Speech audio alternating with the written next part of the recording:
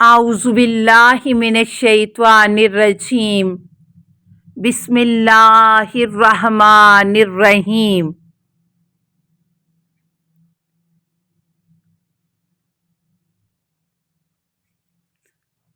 16वां पारा। 16वां पारा कुल 3 सूरतों पर मुश्तमिल है। सूरह काफ आयत 75 ता 110 तक मुकम्मल सूरा।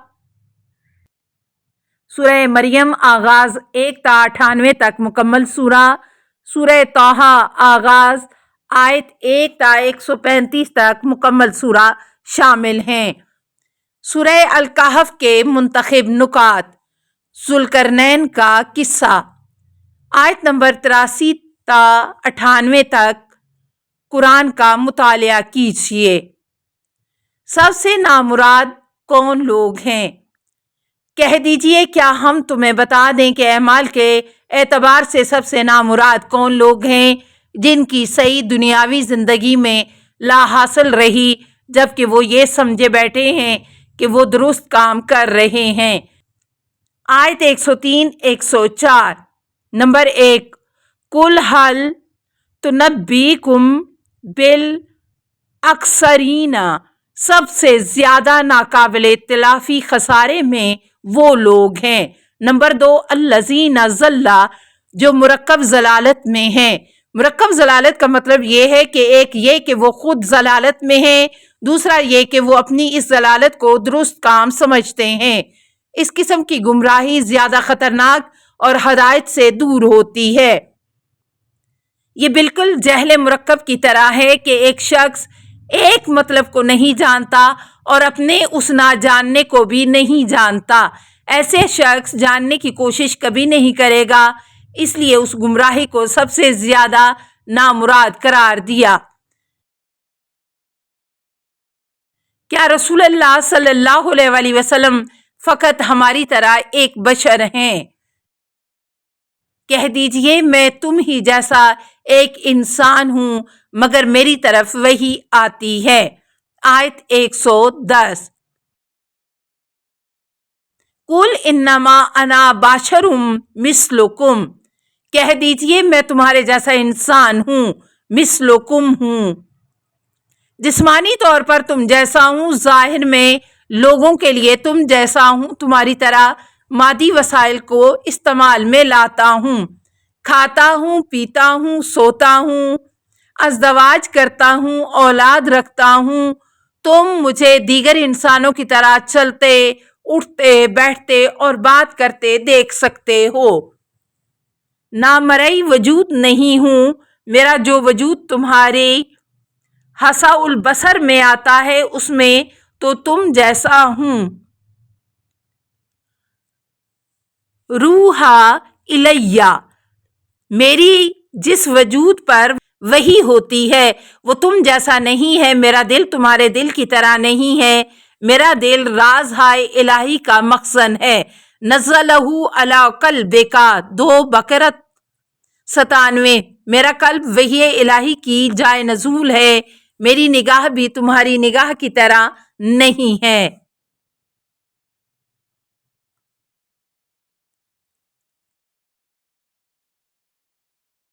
सूरह मरियम। सूरह मरियम का तारुफ। ये सूरह मुबारका मक्की है और इसकी आयात की तादाद 98 है। इस सूरह का नाम मरियम सलामुल्लाह अलैहा इसलिए रखा गया कि इसमें हज़रत मरियम सलामुल्लाह अलैहा के हालात का जिक्र है। इसका नाम सूरह काफ या ऐन स्वाद भी मज़कूर है। सूरह मरियम की फजीलत। इमाम जाफर सादिक अलैहिस्सलाम ने इरशाद फरमाया, जो शख्स हमेशा सूरह मरियम की तिलावत करता है तो वो नहीं मरेगा यहाँ तक कि उस तक ऐसी चीज पहुंच जाएगी जो उसे उसकी जान, माल और औलाद के सिलसिले में बेनियाज कर दे, और वो आखिरत में ईसा बिन मरियम अलैहिस्सलाम के असहाब में से होगा, और उसे दुनिया में सुलेमान, दाऊद अलैहिस्सलाम की जो सल्तनत थी वैसी ही सल्तनत उसे आखिरत में दी जाएगी।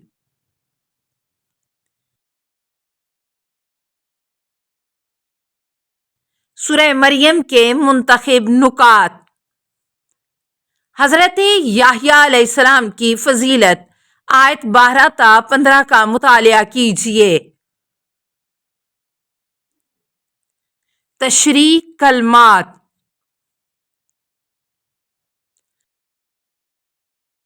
حنان شفقت اور رحم کے معنوں میں ہے۔ الحنان والمنان اللہ تعالیٰ کے اسماء حسنہ میں سے ہے۔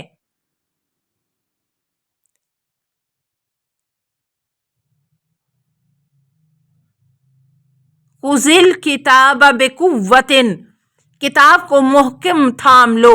حضرت یحییٰ صاحب شریعت نبی نہ تھے، لہٰذا یہاں کتاب سے مراد توریت ہے، چونکہ اس زمانے میں جو شریعت نافذ تھی وہ توریت کی شریعت تھی۔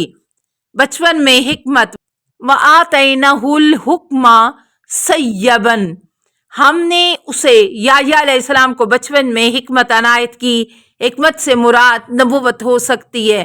حنان من لدنا، اللہ کی طرف سے ان کے دل میں شفقت اور رحم کا ایک جذبہ موجزن تھا، جس کے تحت وہ اپنی امت پر مہربان تھے اور ان کی نجات کے لیے بےتاب رہتے تھے۔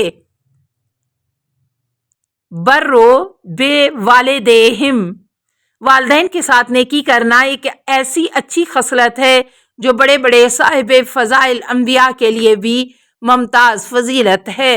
حضرت مریم کا ذکر اور حضرت عیسیٰ علیہ السلام کی ولادت کے واقعات، آیت 16 تا 34 کا قرآن کریم سے مطالعہ کیجیے۔ مسیح فرقوں کے اختلافات۔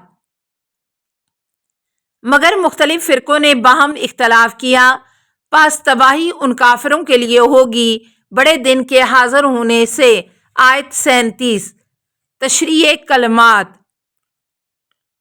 الاحزاب، وہ جماعت جس میں سختی اور شدت پائی جائے اور ایک نظریہ رکھتی ہو۔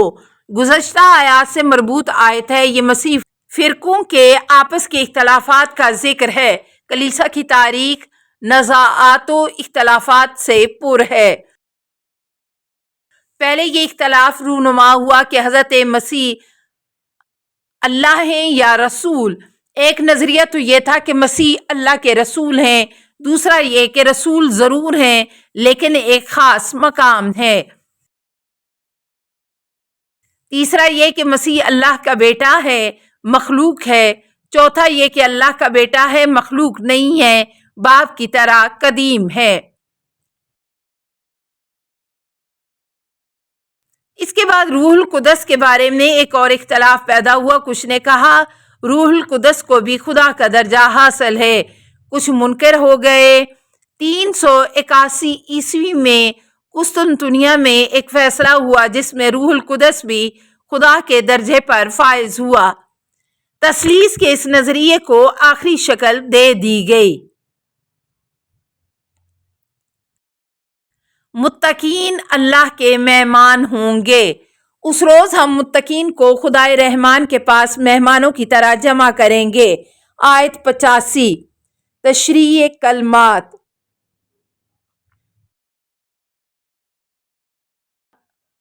وفدن، واو فعل اپنی ضروریات لے کر بادشاہ کی خدمت میں حاضر ہونے کو وفد کہتے ہیں۔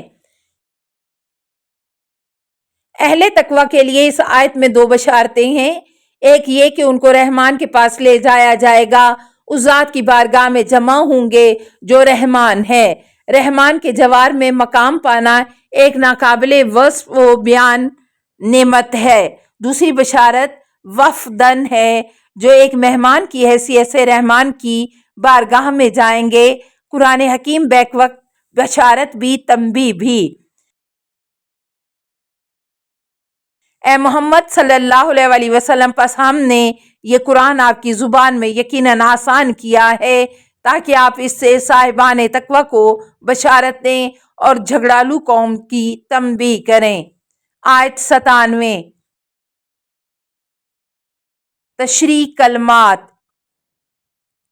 لدن، سخت جھگڑالو کو کہتے ہیں جو کسی کی بات مانتا ہی نہ ہو۔ رسول اللہ صلی اللہ علیہ وسلم سے خطاب ہے کہ ہم نے اس قرآن کو آپ کی زبان میں آسان کیا ہے تاکہ آپ کو متقین کو خوشخبری دینے والا اور جھگڑالو قوم کو تنبیہ کرنے میں کوئی دقت پیش نہ آئے۔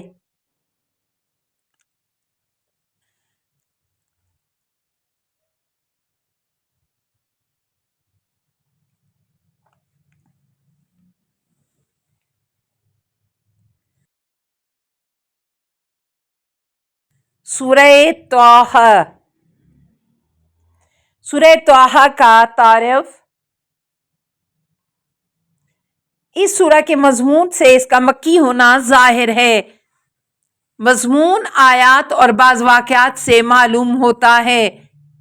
یہ سورہ رسول اکرم صلی اللہ علیہ وسلم پر اس وقت نازل ہوا جب مسلمان مکہ میں نہایت غیر مساعد حالات سے دوچار تھے۔ سورہ طٰہٰ کی فضیلت۔ حضرت امام جعفر صادق علیہ السلام سے روایت ہے، سورہ طٰہٰ پڑھنا نہ چھوڑو کیونکہ اللہ تعالیٰ اس سورہ اور اس کے پڑھنے والے کو دوست رکھتا ہے۔ سورہ طٰہٰ کے منتخب نکات۔ طٰہٰ سے کیا مراد ہے؟ طٰہٰ آیت 1۔ طٰہٰ یہ ہر سورہ کی ابتدا میں مذکور حروف مقطعات میں سے ہے، لیکن بعض روایات کے مطابق یہ رسول اکرم صلی اللہ علیہ وسلم کے اسماء مبارکہ میں سے ہے۔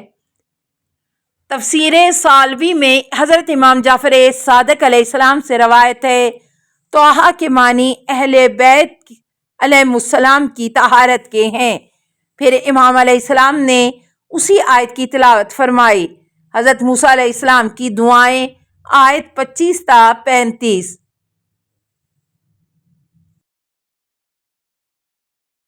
میرے بھائی ہارون کو اسے میرا پشت پناہ بنا دے اور اسے میرے امر رسالت میں شریک بنا دے، آیت نمبر 30 تا 32۔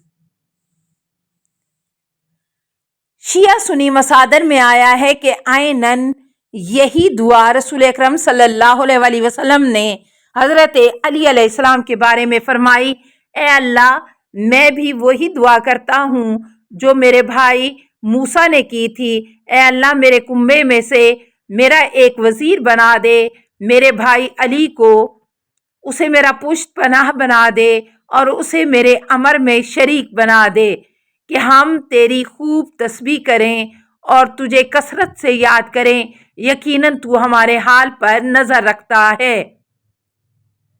واضح رہے کہ حضرت علی علیہ السلام کے بارے میں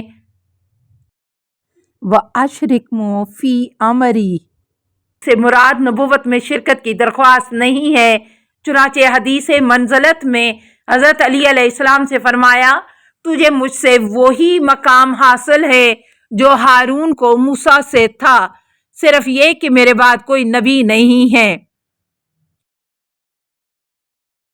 وَإِنِّي لَغَفَّارٌ اور میں خوب بخشنے والا ہوں۔ البتہ جو توبہ کرے اور ایمان لائے اور نیک عمل انجام دے پھر رائے راست پر چلے تو میں اسے خوب بخشنے والا ہوں، آیت نمبر 82۔ غفار بہت زیادہ معاف کرنے والا۔ اگر انسان سے بار بار گناہ سرزد ہوتا ہے تو اللہ ہر بار معاف فرماتا ہے۔ بندہ گناہ کرتا جاتا ہے اور اللہ معاف کرتا جاتا ہے۔ دوسرے لفظوں میں جہاں بندہ ظالم ہوگا وہاں اللہ غفار ہے، مگر یہ بات ہر صورت اور ہر فرد کے لیے نہیں۔ ایمان و عمل صالح والوں کے لیے ہے، پھر رائے راست پر قائم رہنے والوں کے لیے ہے۔ دوسری آیت میں ثم اہتدی کی جگہ وَأَصْلَحَ آیا ہے، سوائے ان لوگوں کے جنہوں نے اس کے بعد توبہ کی اور اصلاح کر لی، پس اللہ بڑا بخشنے والا رحم کرنے والا ہے۔